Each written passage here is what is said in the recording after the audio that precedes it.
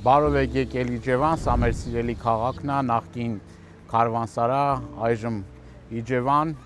այստեղ ապրում են հրաշալի մարդիկ, որոնք անկեղծ են, ազնիվ են, սիրում են իրենց հայրենիքը։ Ուզում եմ մի փոքր նաև ներկայացնել ինձ, ես Գառնիկն եմ Դանելյան, ծնվել եւ մեծացել եմ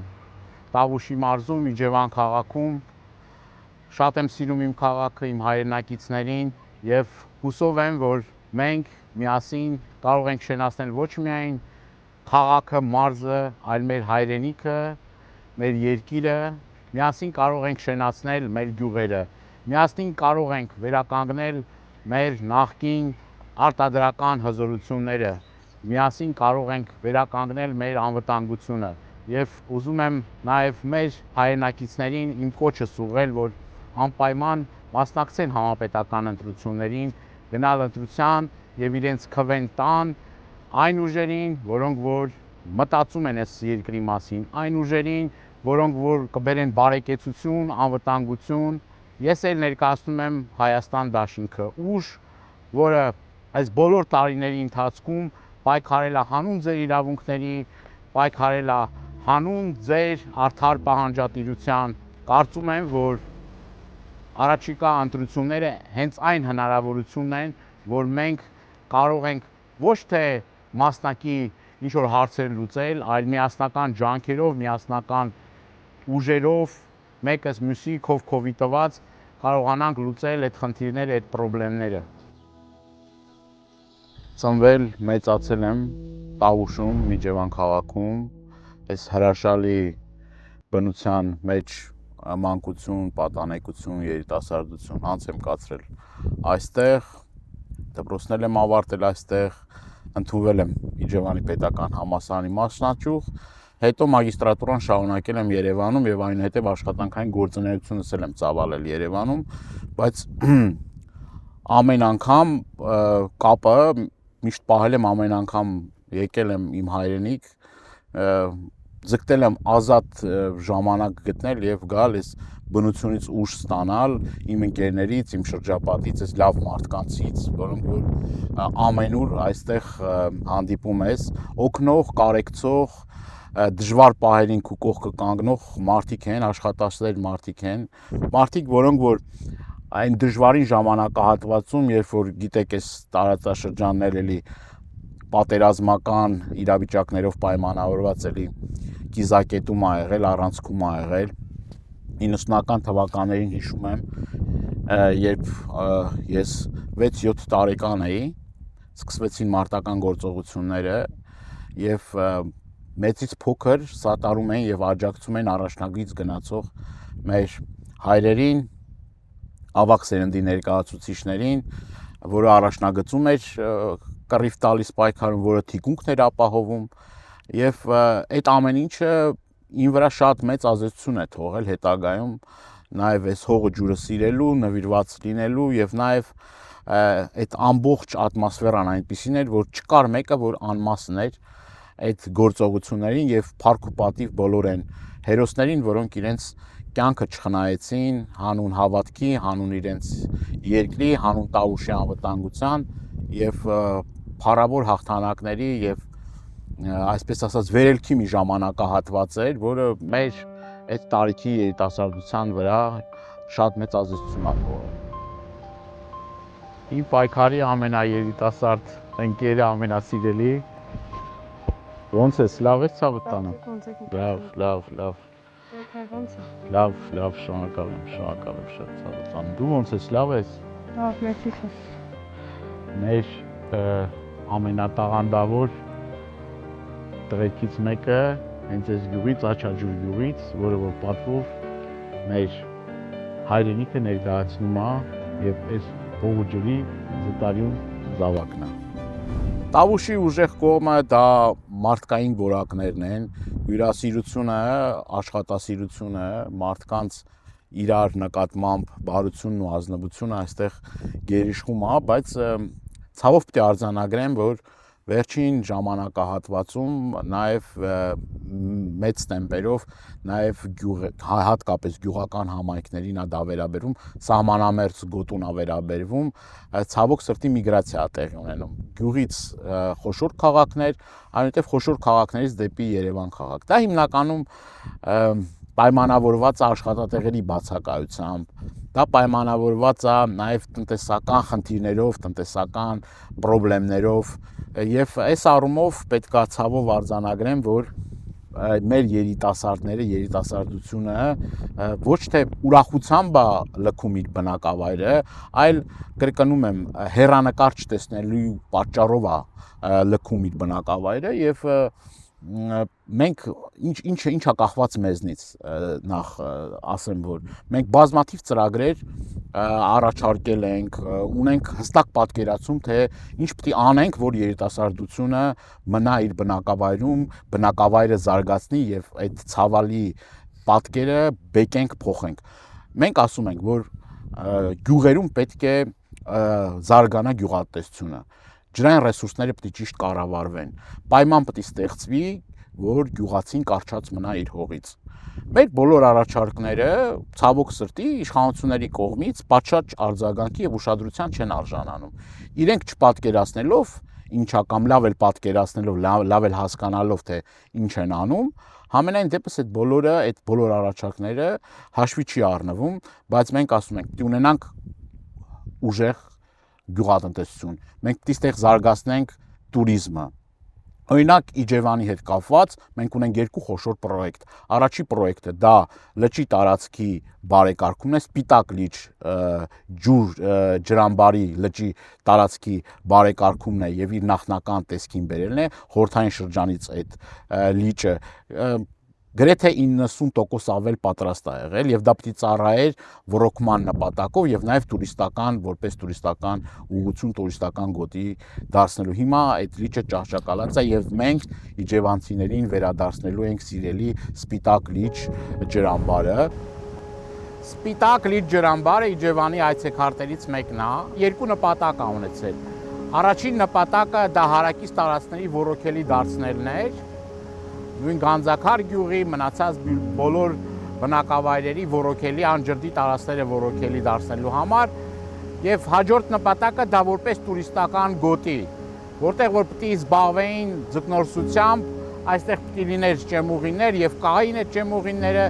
բայց ցավոք սրտի հիմա լիճը անմխիթար վիճակում է, ջրային ռեսուրսները արդյունավետ չեն կառավարվում եւ մենք միասին վերականգնելու ենք Սպիտակ լիճ ջրամբարի նախկին հեղինակությունն ու փառքը։ Շատ կարճ ժամանակամիջոցում դուք տեսնելու եք, որ ոչ միայն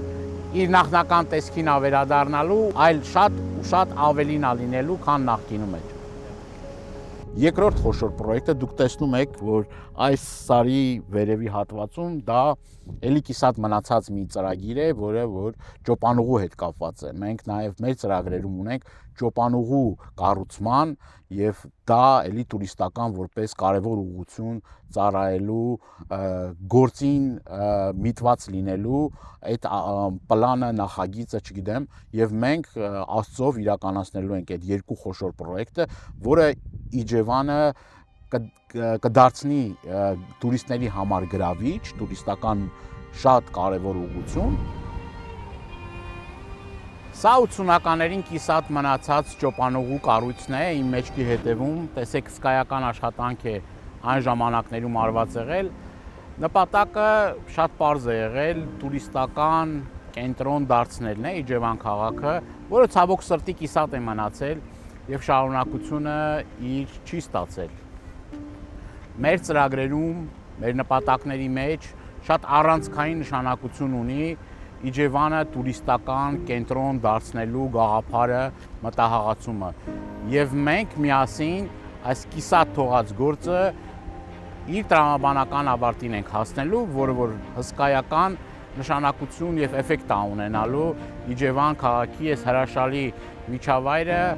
ամբողջ աշխարհին ցույց տալու եւ տուրիստներին բերելու մեր սիրելի, մեր պաշտելի Իջևան քաղաքը։ Ինչ վերաբերում է գյուղաբնակ մեր հայրենակիցներին, մենք իրենց մի քանի կարևոր առաջարկներ, ծրագրեր ենք ներկայացրել։ Առաջին ծրագիրը դա նա է, որ գյուղատնտեսությամբ զբաղվող մեր հայրենակիցի աշխատանքը պետք է համարվի ստարժ։ Եվ դա կնպաստի նրան, որ գյուղատնտեսությամբ զբաղվող մեր հայրենակիցների թիվը շեշտակի կավելանա։ Մենք ասում ենք, որ պետք է այստեղ զարգանա անասնաբուծությունը։ Վերջերս ես հարցում եմ ուղարկել հասկանալու համար, թե Տավուշի մարզում ինչքան անջրդի հողատարածքներ կան։ Ցավոք պետք է արձանագրեմ, որ շուրջ 25,000 հեկտար հողատարածքներ ոռոգելի չեն։ Այնինչ դուք ամեն քայլափոխի կտեսնեք այն ներքևում էլի Գետահովիտի գյուղի միջով անցնող ուրեմն գետնա, այնտեղ Աղստև գետնա քիչ ավելի ներքև, ու այս ամբողջ ջրային ռեսուրսը գնում է եւ ծառայում է թշնամական եւ ոչ բարեկամական երկրի հողերը ոռոգելի դարձնելու։ Մենք պիտի կարողանանք այս ջրային ռեսուրսները կառավարենք, ճիշտ կառավարենք, արդյունավետ կառավարենք եւ գյուղացին հնարավորություն ունենա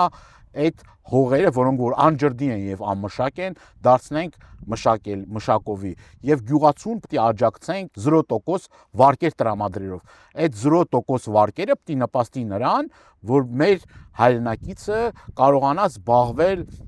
ուրեմն եւ գյուղատնտեսությամբ եւ այգիների հիմնելու հսկայական տարածքներ կան, որտեղ որ կարող ենք հիմնել այգիներ եւ այդ այգիների նաեւ սառնարանային տնտեսությունը զարգացնենք եւ կարծում եմ սա մուլտիպլիկացիոն մեծ էֆեկտ է ունենալու եւ ինքը մեր տարածաշրջանը տնտեսական առումով շատ ավելի գրավիչ է դարձնելու։ Այս պահին գտնվում ենք Դենդրո այգի, Դենդրո պարկի հարակից տարածքում, որտեղ որ հազվագյուտ ծառատեսակներ են հարյուրավոր տնկվել։ Ժամանակին այգին եղել է իջևանցիների համար շատ սիրելի զբոսավայր, բայց այս պահին էկոլոգիական աղետի շեմին է, բազմաթիվ ծառատեսակներ, հազվագյուտ ծառատեսակներ, դուք տեսնում եք, որ չորացել են։ Այս հարցը շատ արագ եւ կարճ ժամանակահատվածում կարող է լուծվել ցանկության դեպքում։ Դուք տեսեք ամիջապես հարևանությամբ հոսում է Աղստև գետը, որը կարծեք թե պիտի լի բավարարել այս տարածքների ոռոգելի դարձնելու եւ ոռոգելի եղել են ժամանակին, բայց ցավոք սրտի հիմա անմխիթար վիճակի մեջ է։ Միասին մենք վերականգնելու ենք այգու հին փառքն ու ավանդույթները եւ ելի շատ առանցքային նշանակություն ունի туриզմի համար, որովհետեւ դուք տեսնում եք այգու վերևի հատվածում տուրիստական կենտրոն ա եղել, որը հիմա չի գործում եւ անմխիթար վիճակի մեջ է։ Քիչ ավելի ներքև օրինակ կար Քարարտ գործարան, որը որ հենց հիմնվել է Ռոբերտ Քոչարյանի իշխանության տարիներին։ Ինքը բավականին շատ աշխատատեղեր ա ունեցել, բավականին աշխուժացրել է տնտեսական կյանքը, բայց ցավոք սրտի այս պահի դրությամբ փակ է։ Չի գործում նաև բազմաթիվ գործարաններ, որոնք նախկինում այդ գործարաններում հարյուրավոր հազարավոր աշխատատեղեր էին ապահովում։ Դա գորգ կոմբինատն է, մետաղագործական գործարանն է, մեր լեզվով ասած ռեմբազա, հատուկ մի հատ թաղամաս էլ կա, որը հիմնվել էր հենց դրա, կար նաև փայտամշակման կոմբինատ, ցավոք այդ բոլոր տնտեսական հզորությունները, որ թվեցի, չի գործում եւ մեր իշխանության գալու պարագայում մենք զարկ ենք տալու այդ գործարանների աշխատելը։ Սա այն գործարաններից մեկն է, որ հիմնադրվել է նախագահ Ռոբերտ Քոչարյանի պաշտոնավարման ժամանակահատվածում։ Սրա մասին մենք խոսել ենք, նախկին արտադրական հզորությունները պետք է վերականգնվեն։ Այս գործարանում հարյուրավոր աշխատողներ են աշխատել։ Ցավոք սրտի այս գործարանը հիմա անգործության է մատնված եւ մենք վերականգնելու ենք բոլոր արտադրական հզորությունները, ոչ միայն Տավուշի մարզում, այլ ամբողջ Հայաստանի Հանրապետությունում։ Մարդիկ պիտի ունենան աշխատելու աշխատատեղի հնարավորություն եւ այդ հնարավորությունը մենք ընձեռնելու ենք հարյուրավոր մեր հայրենակիցների համար։ Տավուշցին պետք է ամուր կարճած լինի իր հողին աշխատատեղ ունենալու շնորհիվ։ 18 թվականից հետո հասարակությանը նպատակադրված պարակտեցին։ Նույն գյուղի մեջ մեր հայրենակիցները բաժանվեցին երկու հատվածի։ Աշխատավայրերում նորից էլի այդ կոնֆլիկտը գեներացրեցին, սև ու սպիտակի, նախկին ներկայի, եւ այդ ամեն ինչը չէր կարող նաեւ չմտնել ընտանիքներ, ընկերական հարաբերությունների մեջ, միջանձնային հարաբերությունների մեջ, բարեկամների եւ ցավոք այդ ատելության գեներացիան մեզնից խլեց շատ ու շատ արժեքներ։ Մենք ցավով պետք է ասեմ, որ մենք չկարողացանք այդ ատելության դոզայից ձերբազատվել եւ քանի գնաց այդ ամեն ինչը խորացավ եւ դա անտանելի դարձավ արդեն 2021 թվականի ցավալի ողբերգական իրադարձություններից հետո եւ 44-օրյա պատերազմից հետո արդեն այդ գեներացված արդեն այդ ատելությունը որ կար, ատելություն արցախցիների նկատմամբ այդ ամեն ինչը նոր թափ եւ նոր, այսպես ասած, միսու արյուն ստացավ հենց ամենագլխավոր այդ ատելության եւ պառակտման գեներացնողը գործող իշխանություններն են ամենաբարձր օղակներում կանգնած եւ բաժանիր որ տիրես այդ քաղաքականությունը, պառակտման քաղաքականությունը նոր թափ ստացավ եւ նաեւ ուզում եմ խոսել վերջին ժամանակահատվածում էլի ինձ համար շատ դժվար մի թեմայի մասին հայ առաքելական Սուրբ եկեղեցու դեմ արշավի մասին այդ նույն մարդիկ որոնք որ ատելություն են գեներացնում գյուղերում, ընտանիքներում, հասարակության մեջ այդ նույնը տեղի ունեցավ նաև եկեղեցու պարագայում եւ այդ մարդիկ, այդ նույն մարդիկ հակաեկեղեցական արշավի ամենագլխավոր առաջամարտիկներից էին հասարակության մի կողմում եկեղեցին պաշտպանողներն էին հավատավոր հայ առաքելական Սուրբ եկեղեցու հետևորդները մի մասում էլի յան ազգանունով ինձ համար դժվար է դրա մասին ասել բայց դրա մասին խոսենք յան ազգանունով հայ մարդիկ որոնք որ ուղղակի ջարդում էին մայրաթորի դռները փորձում էին վեհափառին մայրաթորից հանել եւ ամենակեղտոտ խոսույթով, ամենազզվելի բառապաշարով հանդես են գալիս մեր պատվելի սրբազանների, եկեղեցականների վեհափառ տիրոջ հասցեին։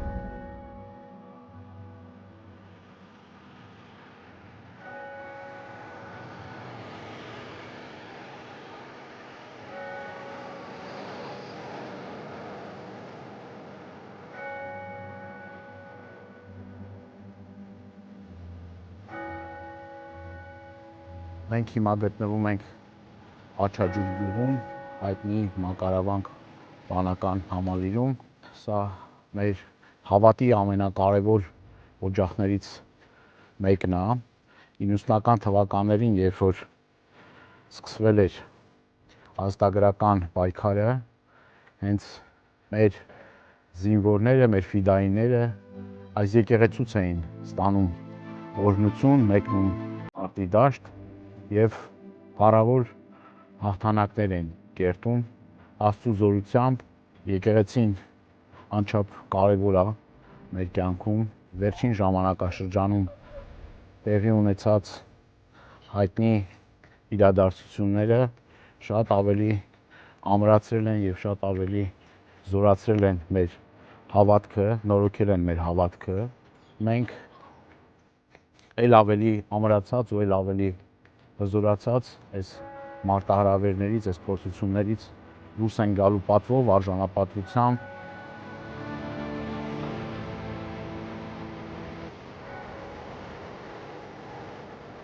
տարի շարունակ պետություն չունենալու պարագայում եկեղեցին է հենց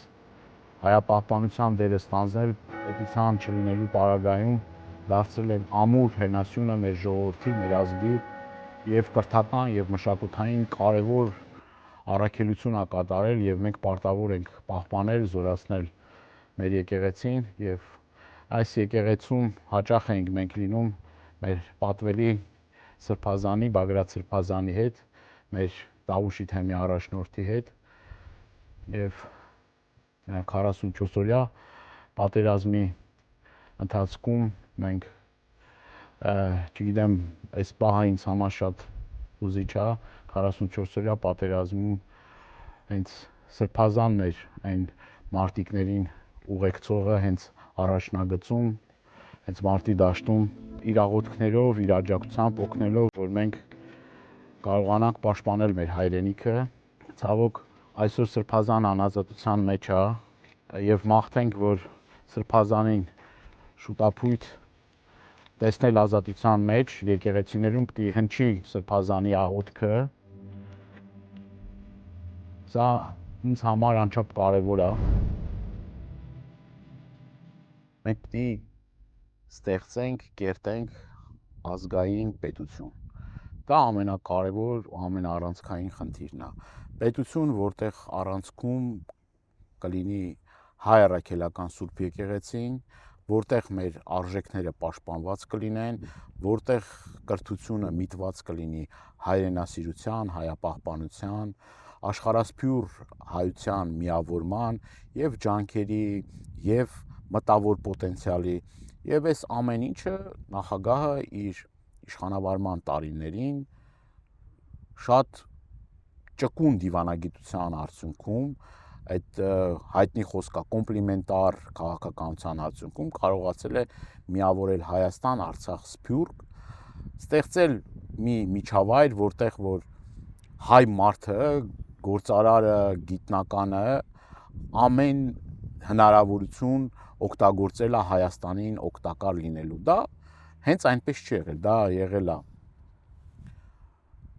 անձնական հարաբերությունների, դա եղել է նաև մարդու անցածուղու եւ պատվախնդիր մարդ լինելու նաև հանգամանքով պայմանավորված։ Ինձ համար շատ կարևոր է նաև այն փաստը, որ Արցախյան պատերազմի ճգնաժամային իրավիճակներում եւ գրեթե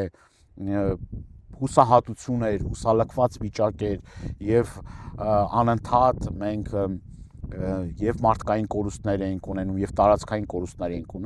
ունենում, երբ որ Արցախում իշխանության ղեկին եկավ Ռոբերտ Քոչարյանը, մենք կարողացանք այդ աղետը կանգնացնել, հետո ունեցանք փառավոր հաղթանակներ, արժանապատվության զգացումը եւ մարդկանց ոգևորությունը ֆանտաստիկ մի իրավիճակ էր ստեղծվել, երբ որ հայ մարդը որտեղ էլ որ լինում էր, անկախ նրանից ինքը Ռուսաստանի Դաշնությունում էր, Եվրոպայում էր, Ամերիկայում էր, ինքը արժանապատիվ էր, ինքը ուրախ էր, որովհետև երկար տարիներ, դարեր հետո մենք ի վերջո ձեռք բերեցինք արժանապատվություն, հաղթանակներ ունեցանք եւ մի սերունդ էր դաստիարակվում, որը որ հաղթանակած սերունդ էր։ Եվ հիմա էլ արդեն, որ մենք արդեն նոր փուլ ենք մտնում, շատ ծանրագույն իրավիճակ է մեր երկրում, երբ որ արժե համակարգերը խարխրված են, երբ որ թշնամին, նույն թշնամին է մնացել եւ հավակնություններ ունի Հայաստանի Հանրապետության նկատմամբ, երբ որ ամեն օր խոսում են տարբեր բնակավայրեր ադրբեջանական անվանումներով կոչելու, սկսած Սևանա լճից, մեր բնակավայրի, երբ որ խոսում են 100 հազարավոր ադրբեջանցիները ստեղ բերելու, երբ որ խոսում են անկախության հռչակագիրը չեղարկելու, գիտեք, որ արդեն հասել են նրան, որ Արարատ լեռը պիտի պատկերում չերևա, Արցախ անվանումը չլինի, հիմա արդեն Ստեփանակերտի կենտրոնում ցավով պիտի արձանագրենք, որ մեր եկեղեցիներն են ավիրում եւ այս ապիկար իշխանություններն ասում են, հա ինչ անենք, եկեղեցի է, ավիրում են ու համարում են այդ նորմալ բան։ Եվ այս իրավիճակում մի հատ հարց է առաջանում. ով կարող է այս իրավիճակից մեզ դուրս բերել։ Ով է այդ մարդը, որ կարող է հունիսի 8-ին գնա, 8-ից հետո գնա եւ բանակցի ուժային կենտրոնների հետ, ղեկավարների հետ, ով է այդ բանակցողը, ով է այս վիճակից մեզ համատեղ ջանքերով, մեր բոլորի համատեղ ջանքերով իհարկե, բայց իր առաջնորդությամբ, ով է այդ մարդը, որ կարող է անել։ Ես այդ հարցը ուզում եմ տալ մեր ցանկացած հայրենակցի։ Այդ մարդը Ռոբերտ Քոչարյանն է։ Եվ շատ կարևոր է, որ մենք նախ գիտակցենք ինչ վիճակում ենք մենք հայտնվել եւ որտեղ ենք գնում։ Ինչ է ի վերջո մեր վերջնարդյունքը, ինչն է, ինչի ենք մենք ձգտում, ինչ մարտահրավերներ ու խնդիրներ կան։ Մարտահրավերները լի են, հեշտ չի լինելու, դժվար է լինելու, բայց մենք այս փորձություններն էլ, այս խնդիրներն էլ պատվով ենք հաղթահարելու նախագահ Քոչարյանի առաջնորդությամբ։ Հայ մարդը վերագտնելու է իր վաղեմի փառքը, հզորությունը եւ ես այդ համոզմունքը ունեմ եւ մենք հասնելու ենք դրանում կասկած անգամ չունեմ։ Նախ ուզում եմ իմ շնորհակալության եւ երախտիկի խոսքը հայտնել այն հազարավոր իմ տավուշցի հայրենակիցներին, որ 21 թվականին հավատացել են ինձ եւ իրենց վստահության քվեն ինձ են տվել եւ ես ստանձնելով իմ պարտականությունները ազգային ժողովի ամբիոնից երդվելով, որ կպաշտպանեմ ձեր շահերը, դուք համոզվել եք, որ ամեն վայրկյան, ամեն րոպե ես ձեզ եղել եմ հասանելի, իմ հեռախոսահամարը դրված է իմ Facebook-յան էջին, որտեղ որ դուք կարողացել եք ձեր զանգերը ուղղել, ձեր խնդիրները ասել եւ փոքրի շատ է կարողացել եմ թեթևացնել ձեր հոգսը։ Առաջիկայում հուսով եմ եւ համոզված եմ, որ դուք կկատարեք ճիշտ ընտրություն եւ մենք միասին կշարունակենք իրար հետ սկսած կիսատ գործը ավարտին հասնելու։ Միասին կարող ենք։